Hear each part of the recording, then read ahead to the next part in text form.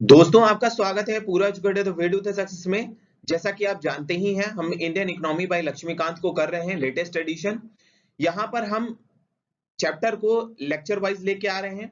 यहाँ पे हम चैप्टर में लेक्चर 1 लेक्चर 2 कर चुके हैं। आज हम लेक्चर 3 करने जा रहे हैं।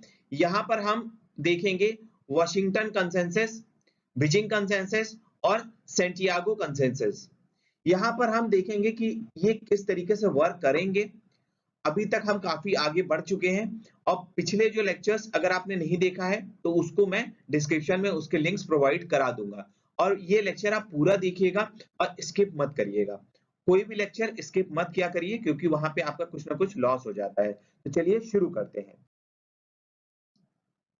अगर हम चैप्टर की बात करें तो चैप्टर में हमने इकोनॉमिक्स को समझा कि इकोनॉमिक्स क्या है, ये सब्जेक्ट है, इसको हमने डिफाइन करने की कोशिश की और यहां से हमने नॉलेज गेन किया। और फिर हमने देखा कि इकोनॉमिक्स को भी हमको तोड़ देना चाहिए दो पार्ट में। तो हमने माइक्रो किया, फिर हमने मैक्रो किया। यहां पर हमने ये चीज देख ली है। फिर हमने इसको प्रैक्टिकली टेस्ट किया सोसाइटी में। जो सब्जेक्ट हमने पढ़ा वो हमने इकोनॉमी में देखा। और फिर हमने सिस्टम्स पढ़े अलग अलग। मार्केट इकोनॉमी, वहां पे हमने मार्केट अप्लाई करके देखा। फिर हमने यहाँ पे नॉन मार्केट इकोनॉमी को अप्लाई किया। फिर हमने यहाँ पर मिक्स्ड इकोनॉमी को अप्लाई किया। अब आज हम पढ़ने वाले हैं कंसेंसस को। यहाँ पर देखेंगे जो हमने मार्केट इकोनॉमी में पढ़ा था, नॉन मार्केट इकोनॉमी में पढ़ा था, मिक्स्ड इकोनॉमी में पढ़ा था, वो आखिर प्रैक्टिकली हम कहाँ पे अप्लाई कर सकते हैं।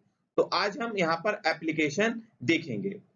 उसके बाद हम जो आने वाला लेक्चर होगा वहां पे हम नेशनल इनकम और रिमेनिंग टॉपिक्स को कवर करेंगे। यहां पर अगर हम इस टॉपिक की बात करें तो उससे पहले हमको देखना होगा कि डिस्ट्रीब्यूशन ऑफ सिस्टम्स कैसे वर्क करते हैं। हमने देखा कि कैपिटलिस्ट इकोनॉमी में, जो कि हमने मार्केट इकोनॉमी के रूप में देखा था, वहां पे हमने देखा कि प्रोडक्शन हो रहा है, डिस्ट्रीब्यूशन हो रहा है और ये कौन करेगा? यहाँ पर मार्केट करेगा, क्योंकि यहाँ पे स्टेट वर्क नहीं कर रहा है। यहाँ पे स्टेट को अगर हम देखें तो ये एक तरीके से नेग्लिजिबल है।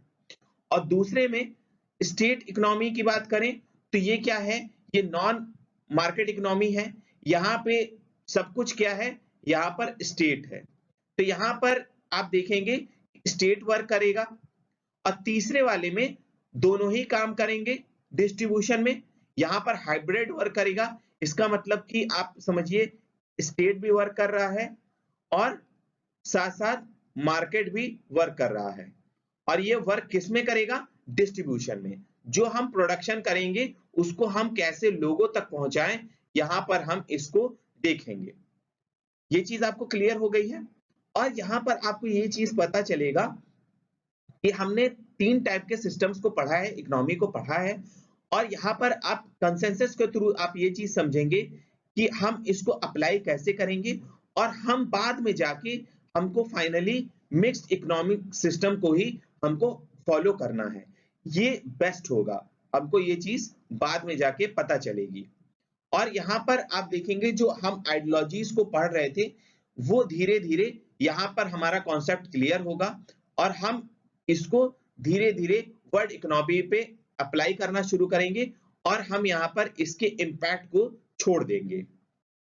यहाँ पर अगर देखिए वॉशिंगटन कंसेंसस की बात करें तो वॉशिंगटन क्या है आप जानते हैं, ये यूएसए का कैपिटल है। यहाँ पर बहुत सारे ऑर्गेनाइजेशंस हैं, जैसे कि इंटरनेशनल मॉनेटरी फंड आईएमएफ है, यहाँ पर इसका हेडक्वार्टर है। वर्ल्ड बैंक है और यहाँ पर डिपार्टमेंट ऑफ ट्रेजरी है जो कि यूएसए का है। ये सारी ऑफिसेज यहीं पर हैं, जिसको हम यूएसए का फाइनेंस मिनिस्ट्री भी कहते हैं। तो यहाँ पर ये सारे हैं और इन्होंने क्या किया? इन्होंने कुछ पॉलिसीज, सेट ऑफ पॉलिसीज में रिफॉर्म किया और ये जो पैकेज बनाया इसको कहा कि इसको अगर हम अप्लाई करें तो हम क्या कर सकते हैं? हम अल्टीमेटली जो डेवलपिंग नेशंस हैं, जो डेवलप कर रही है नेशन, जैसे कि इंडिया है, ब्राजील है, हम इनको हेल्प कर सकते हैं। अगर वो इकोनॉमिक क्राइसिस में आ जाएंगे तो हम उनको हेल्प कर सकते हैं। यही वॉशिंगटन में बेस है, इसीलिए हम इसका नाम दे रहे हैं। और इसीलिए हम इसको कहते हैं वॉशिंगटन कंसेंसस। ये चीज आपको क्लियर हो गई है। और ये आखिर किसने दिया? ये सबसे ज्यादा जरूरी होता है कि कोई चीज हम पढ़ रहे हैं तो ये आखिर कहां से आया। तो यूएस के इकोनॉमिस्ट हैं जॉनसन विलियमसन, इन्होंने ये कंसेंसस को दिया है। कंसेंसस मतलब कि थॉट जो हम उससे इवॉल्व करेंगे, जो भी हम पैकेज या जो भी हम पॉलिसीज अप्लाई कर रहे हैं, उसी को हम यहाँ पे कंसेंसस कह रहे हैं एक ब्रॉड एस्पेक्ट में। तो विलियमसन है, जॉन विलियमसन, इन्होंने 10 पॉइंट्स दिए, जो भी पॉलिसी में रिफॉर्म करने थे उसके 10 पॉइंट्स इन्होंने दिया। तो सबसे पहले दिया फिस्कल डिसिप्लिन। फिस्कल डिसिप्लिन क्या है? फिस्कल मतलब आप समझिए, जब भी कभी हमको पैसे से रिलेटेड कोई प्रॉब्लम होती है, मान लीजिए कि हमारे पास, गवर्नमेंट के पास कुछ पैसे हैं और खर्चा हमारा ज्यादा हो जाता है, तो उसको हम समझेंगे फिस्कल डिसिप्लिन से, फिस्कल पॉलिसी के थ्रू हम इसको समझेंगे। हम कैसे पॉलिसीज में उसको अप्लाई करेंगे कि अच्छे से हमारा रिजल्ट आए, ये हमारा फिस्कल पॉलिसी होता है। अब यहाँ पे जो हम प्रायोरिटी देंगे, यहाँ पे प्रायोरिटी हम देने वाले हैं पब्लिक एक्सपेंडिचर को। यहाँ पे हम पब्लिक जो एक्सपेंडिचर है इसको हम क्या कर रहे हैं, प्रायोरिटी दे रहे हैं। लेकिन यहाँ पर हम क्या करेंगे, इसमें हम हमेशा पब्लिक को प्रेफरेंस देते हैं सब्जेक्ट तौर पे, स्टेट के तौर पे, लेकिन हम इसको यहाँ पर रीडायरेक्ट करने वाले हैं। रीडायरेक्ट मतलब कि हमारी पॉलिसी स्टेट से अब कहां शिफ्ट होने वाली है, मार्केट की तरफ शिफ्ट होने वाली है, एक इंडिविजुअल की तरफ शिफ्ट होने वाली है। इससे क्या होगा, हमको हायर इकोनॉमिक रिटर्न्स मिलेंगे, ये हम चीज देख पाएंगे, और जो हमारा पर कैपिटा इनकम होगा वो ज्यादा हो जाएगा। और हम देखेंगे कि जो हमारी प्राइमरी हेल्थ फैसिलिटीज हैं या प्राइमरी एजुकेशन है या इंफ्रास्ट्रक्चर है, हम इसको डेवलप कर पाएंगे। और साथ ही साथ यहाँ पर इन्होंने कहा कि हमको टैक्स में रिफॉर्म लाना होगा। इसका मतलब क्या है कि हमको जो हम टैक्स ले रहे हैं उसको हम लोअर कर दें, कम कर दें, लेकिन हम ज्यादा टैक्स बेस कवर करें। मतलब क्योंकि हम कम अगर रेट लगाएंगे तो हम ज्यादा से ज्यादा हम गरीबों तक में भी हम इसको अप्लाई कर सकेंगे, ज्यादा से ज्यादा मतलब टैक्स बेस हमको मिल जाएगा। नहीं तो सिर्फ हम रिच को ही टैक्स कर पाएंगे, इसीलिए इन्होंने कहा कि टैक्स में हम रिफॉर्म ले आए। और फिर इन्होंने कहा कि जो टैक्स रेट है इसमें हम लिबरलाइजेशन अप्लाई कर दें। लिबरलाइजेशन मतलब कि अब यहाँ पर हम थोड़ा सा टैक्स में वही पब्लिक से हम पैसा लें और इंडस्ट्रीज में हम थोड़ा सा हम कुछ हल्का वहां पे रेट रखें कि वो डेवलपमेंट में हेल्प कर सकें। और यहाँ पे कॉम्पिटिटिव एक्सचेंज रेट हमको रखना चाहिए वर्ल्ड के रिस्पेक्ट में, कि हम आसानी से दूसरी कंट्री से हम एक्सचेंज कर सकें। यहाँ पे हमको ट्रेड लिबरलाइजेशन कर लेना है, मतलब हमको ट्रेड को हम आसानी से कर सकें, इसीलिए उसको आसान कर देना है। और हमको एफडीआई जो हमारा हम जो पैसा लगा रहे हैं, जो फॉरेन कंट्रीज हमारे कंट्री में आएंगी, पैसा इन्वेस्ट करेंगी, उसको हमको लिबरेट कर देना है। फिर हम प्राइवेटाइजेशन पे भी हम फोकस करेंगे। यहाँ पे जॉन विलियमसन कह रहे हैं कि ज्यादा से ज्यादा इंडस्ट्रीज को आप प्राइवेटाइज करिए, स्टेट इंडस्ट्रीज कम होनी चाहिए। और यहाँ पे जो रेगुलेशंस होंगी डीरेगुलेट होंगी, मतलब कि पब्लिक को जो पब्लिक जो सिस्टम्स हैं वो हटाकर जो प्राइवेट इंडस्ट्रीज हैं उस पे हम रेगुलेशंस कम लगाएंगे, उनको हम कम से कम परेशान करेंगे।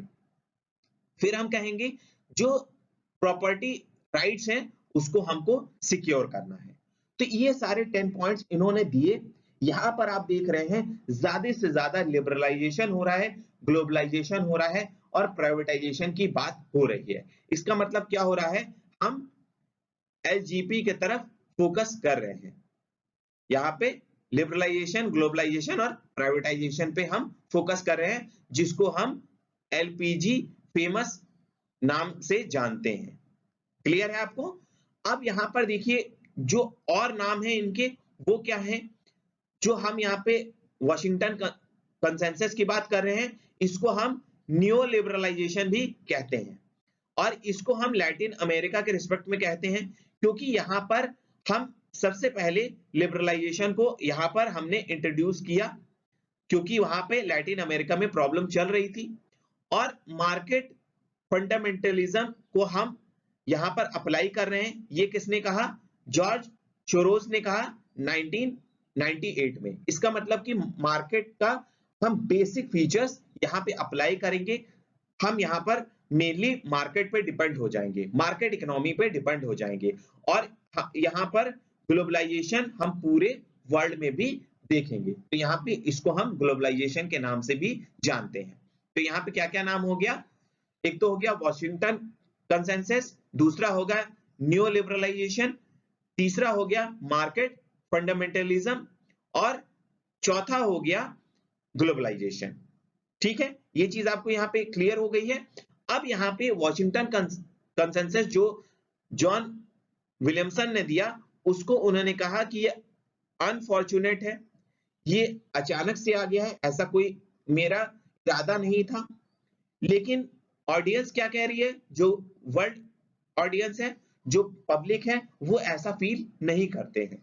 वो ये कह रहे हैं कि ये जो पॉइंट्स हैं जो विलियमसन ने दिया है, ये पॉइंट्स सेट ऑफ रूल्स है जो कि इंपोज किए जाएंगे डेवलपिंग नेशंस पे, जो नेशन डेवलप कर रहे हैं, जैसे कि इंडिया और ब्राजील और सारे जो कंट्रीज हैं वो जो डेवलप कर रहे हैं, उनके ऊपर ये रूल थोपे जाएंगे यूएसए द्वारा। और यूएसए अपने फायदे के लिए ये सब कर रहा है। और हमेशा से ये देखा गया है, ये जो कंसेंसस है जिसको ये वॉशिंगटन कंसेंसस कहा जा रहा है, इसको हमेशा विलियमसन क्या कहते थे? यूनिवर्सल कहते थे। ये हर कंडीशन में अप्लाई किया जा सकता है। लेकिन हमने ये चीज देखी है कि ये जो प्लान है, ये पूरी तरीके से ये क्या है, फील किया जाता है कि ये हार्ड लाइन है न्यू लिबरलाइजेशन एजेंडे का, कि हम चीजों को लिबरलाइज करेंगे, फ्री करेंगे। फ्री मार्केट ट्रेड जो था पहले, जो कि हमने एडम स्मिथ के टाइम में पढ़ा था, वो काफी कुछ इसी तरह का था। यहाँ पे मार्केट लिबरलाइजेशन पे फोकस किया जाता था। तो हम कह सकते हैं कि ये रीबर्थ है न्यू लिबरलाइजेशन का, जो एडम स्मिथ ने कहा था। अब यहाँ पर जो ये चीजें हो रही हैं, ये एंटी फ्री ट्रेड एक्टिविटीज को बढ़ावा देता है, लोग ये मानते थे और कह रहे थे कि ये रिलेटिवली क्या है, कंजर्वेटिव असेसमेंट है, और ये जो पॉलिसीज हैं ये स्टेबिलिटी लाएंगी। लेकिन ऐसा बहुत कम देखने को मिला था। अब यहां पर अगर आप देखें, ये जो पॉलिसीज है, ये जो प्रिस्क्रिप्शन दिया गया है एक दवा के तौर पे हम लोगों को, तो यहाँ पे क्या मिला है? हम लोग को लिबरलाइजेशन मिला है, फ्री किया गया है स्टेट रूल से, यहाँ पे प्राइवेटाइज किया गया है, यहाँ पे ज्यादा से ज्यादा प्राइवेट कंपनीज आई हैं, और ग्लोबलाइजेशन किया गया है। ये ग्लोबल फ्री हो गया है, ट्रेड जो हो गया ग्लोबल फ्री हो गया है। हर कोई दूसरी कंट्री से, एक दूसरी कंट्री से आसानी से ट्रेड कर सकते थे, और यहाँ पर स्टेट का रोल कट किया गया है। ये चीज हम आसानी से यहाँ पर वॉशिंगटन कंसेंसस से ये चीज निकाल सकते हैं। और यहाँ पर आप देखेंगे जो भी नेशन जो कि डेवलपमेंट की तरफ बढ़ रहे हैं, इनको जिनको भी फंड चाहिए होता था वर्ल्ड बैंक से, या जो भी आईएमएफ से हेल्प चाहते थे अपने बैलेंस शीट को ठीक करने के लिए, बैलेंस ऑफ पेमेंट को ठीक करने के लिए, जब भी उनको क्राइसिस में वो फंस जाते थे, तो वो क्या करते थे? वो एलपीजी को फॉलो करने लगते थे।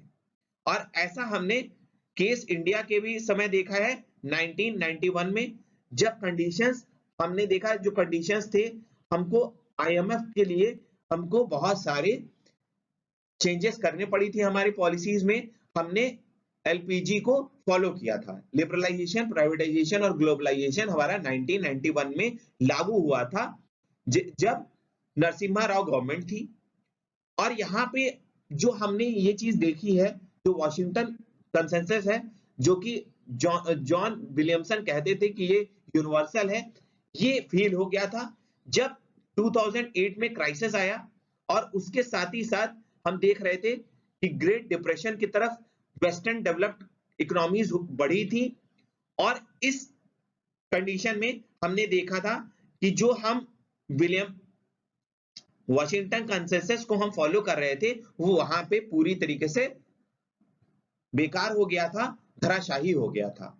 और पोस्ट रिसेशन के समय हम ये चीज देखा हमने कि हम जो पूरी तरीके से मार्केट पे फेथ कर रहे थे वो ठीक नहीं था।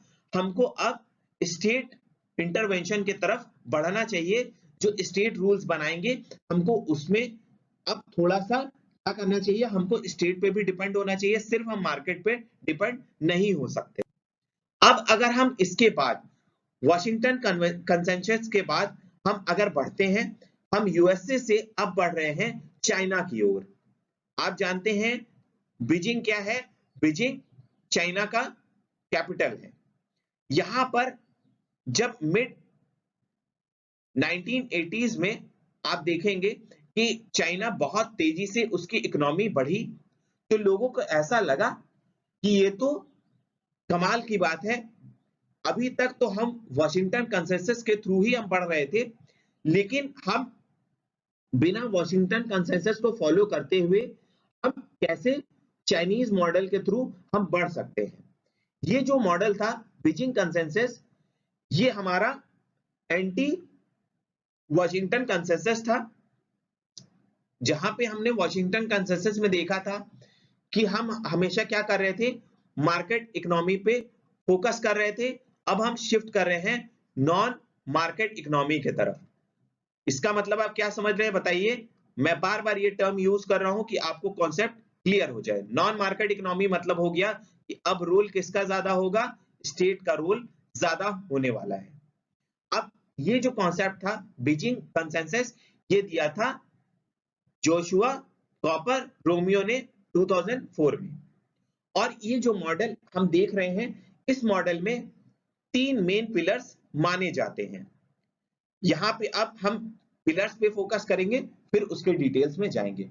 यहां पे कहा गया कि आप आंख मूंद के वॉशिंगटन कंसेंसस को फॉलो ना करें, और हमेशा कोई भी चीज अगर आप देख रहे हैं तो उसका एक्सपेरिमेंट करें और यहां से इनोवेशन लाएं।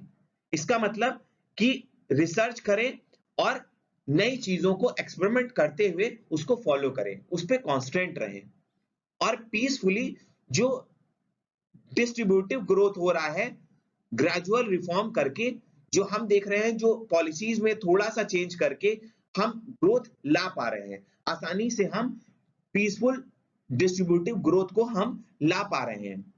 इसको लाना चाहिए और हम सेल्फ डिटर्मिनेशन करें, हम अपनी कंट्री के हिसाब से हम डिटरमाइन करें कि कैसे हमको अपने जो फॉरेन आइडियाज हैं, फॉरेन पॉलिसीज हैं, उसमें चेंजेस कैसे लाने हैं।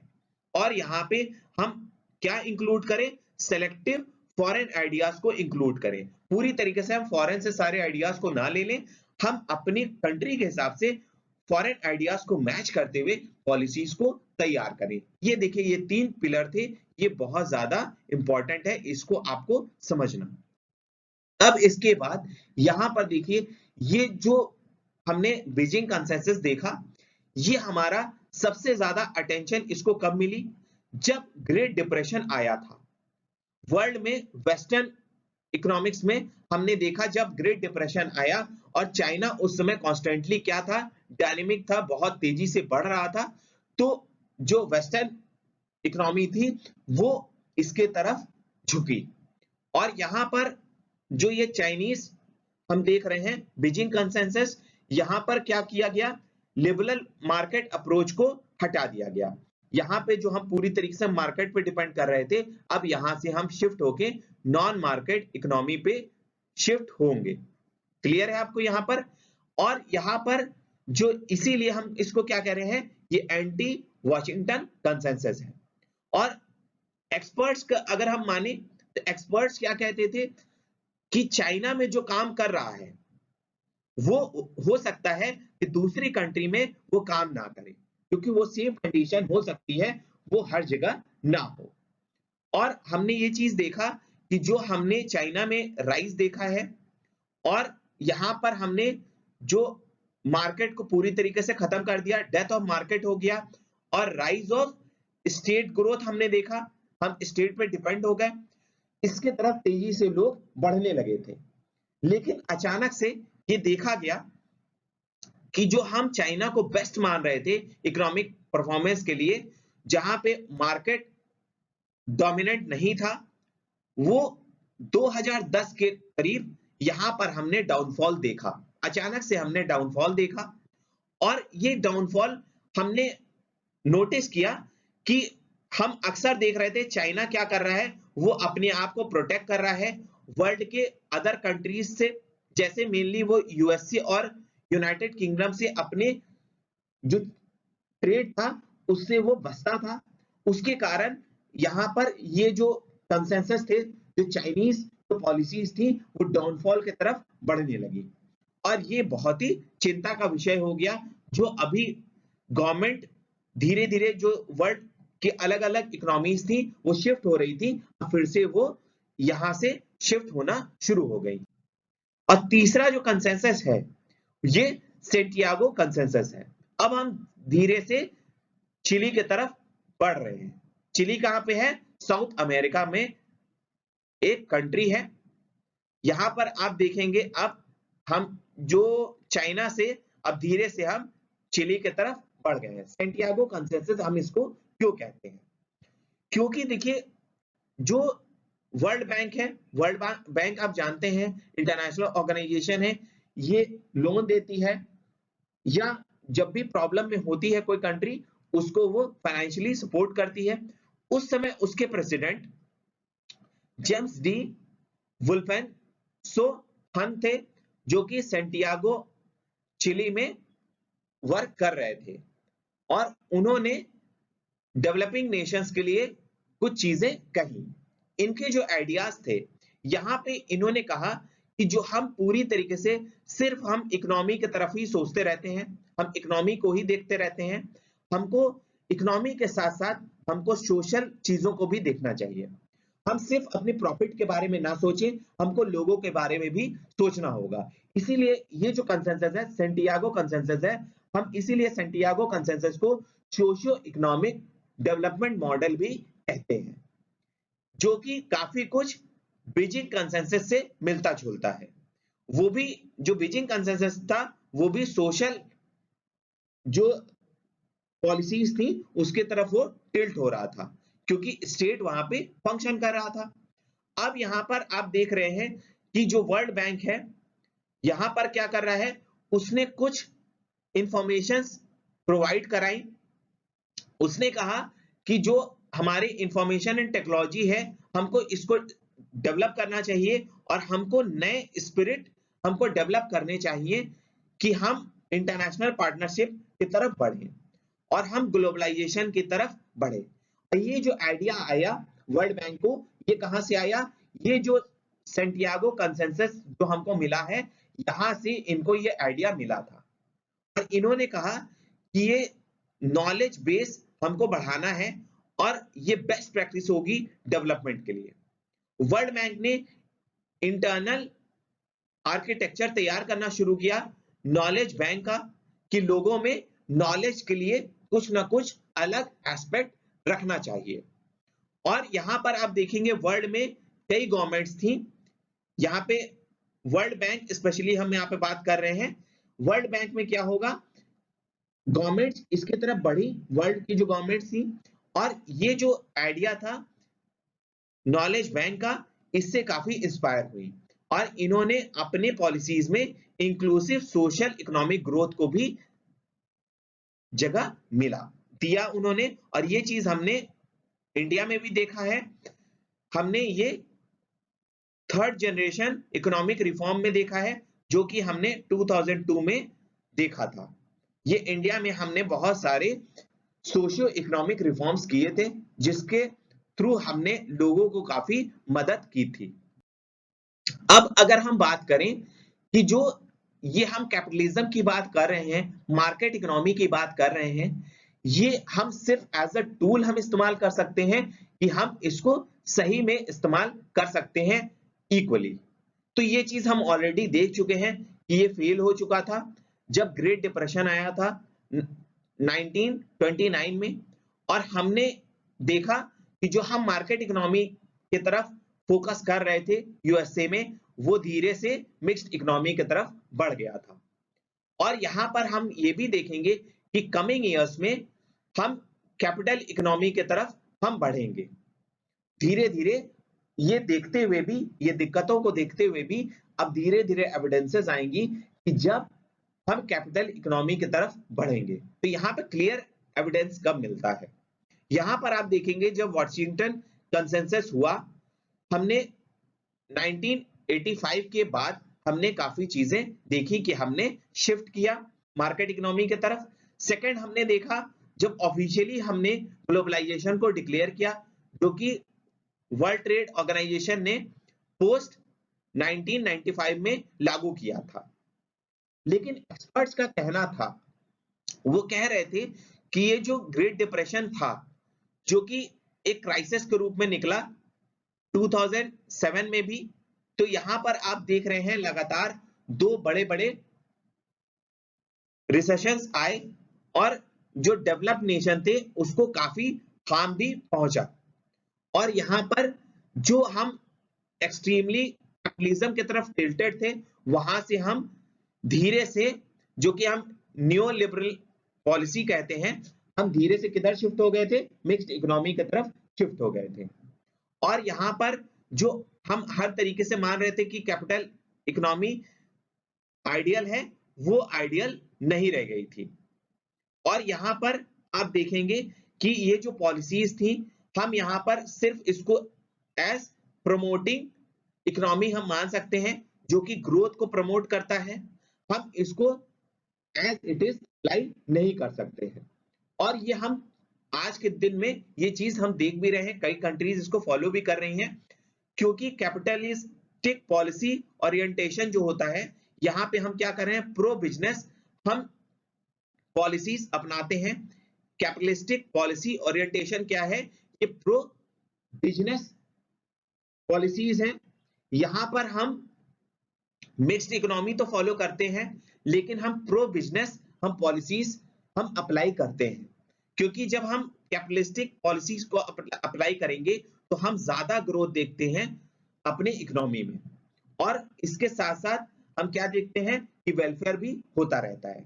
और अगर ये हम क्लियर शिफ्ट अगर इंडिया में हम देखें, ये कब हुआ, तो हम बजट 2015-16 में हमने ये चीज देखा कि जब इंडियन गवर्नमेंट ने प्रो रिच और प्रो कॉर्पोरेट कई सारी पॉलिसीज लागू की थी, वहां पे जो फाइनेंस मिनिस्टर थे उन्होंने क्लियर भी किया कि प्रो कॉर्पोरेट और प्रो पुअर ये पॉलिसीज हैं। जब कंफ्यूजन हो गया कि ये सिर्फ अमीर लोगों के लिए है, गरीबों के लिए नहीं है, तो फाइनेंस मिनिस्टर ने काफी उसको एक्सप्लेन करने की कोशिश की।